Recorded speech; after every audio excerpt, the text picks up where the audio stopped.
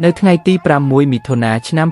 2025កម្ពុជានិងថៃបានព្រួយបារម្ភនឹងបញ្ហាវិវាទព្រំដែនជុំវិញប្រាសាទព្រះវិហារដោយមានបាតុកម្មតូចមួយកើតឡើងនៅមុខស្ថានទូតកម្ពុជាប្រចាំទីក្រុងបាងកកប្រទេសថៃបាតុកម្មនេះត្រូវបានធ្វើឡើងដោយប្រជាពលរដ្ឋជនជាតិថៃមួយចំនួនដែលបង្ហាញពីការព្រួយបារម្ភចំពោះវិវាទព្រំដែនជាមួយប្រទេសកម្ពុជាពួកគេបានស្នើឲ្យរដ្ឋាភិបាលថៃចរចាជាមួយនាយករដ្ឋមន្ត្រីកម្ពុជាដើម្បីដោះស្រាយបញ្ហាជាបន្តបន្ទាប់ហើយស្នើឲ្យបើកច្រកឲ្យប្រជាជនថៃអាចឡើងទស្សនាប្រាសាទព្រះវិហារដូចតែពី3ឆ្នាំមុនបាតុកម្មនេះក៏បង្ហាញថាមានប្រជាជនថៃក៏មានចំណាប់អារម្មណ៍ចំពោះបញ្ហានេះផងដែរពោលគឺមិនមែនមានតែកម្ពុជាទេដែលព្រួយបារម្ភអំពីទឹកដីឯករាជ្យនៃប្រាសាទនេះចំពោះស្ថានភាពនេះលោកប៉ែនបូណាប្រធានអង្គភិបអ្នកនាំពាក្យរាជរដ្ឋាភិបាលកម្ពុជាបានចេញសេចក្តីថ្លែងការណ៍ឲ្យដឹងថាការដោះស្រាយវិវាទព្រំដែនគួរធ្វើតាមផ្លូវច្បាប់និងយុត្តិធម៌ជាតិនិងអន្តរជាតិជាពិសេសតាមរយៈតុលាការយុត្តិធម៌អន្តរជាតិឬអេគេលោកបានលើកឡើងថាការបាតុកម្មមិនមែនជាវិធីដោះស្រាយបញ្ហាដែលមានប្រសិទ្ធភាពនោះទេប៉ុន្តែគឺជារឿងធម្មតានៅក្នុងប្រទេសដែលមានសេរីភាពក្នុងការបញ្ចេញមតិលោកក៏បានអំពាវនាវឲ្យប្រជាពលរដ្ឋទាំងពីរប្រទេសធ្វើការយល់ដឹងនិងអភិរក្សសន្តិភាពព្រោះកម្ពុជានិងថៃជាប្រទេសជិតខាងដែលមានទំនាក់ទំនងយូរអង្វែងក្នុងអតីតកាលនិងអនាគត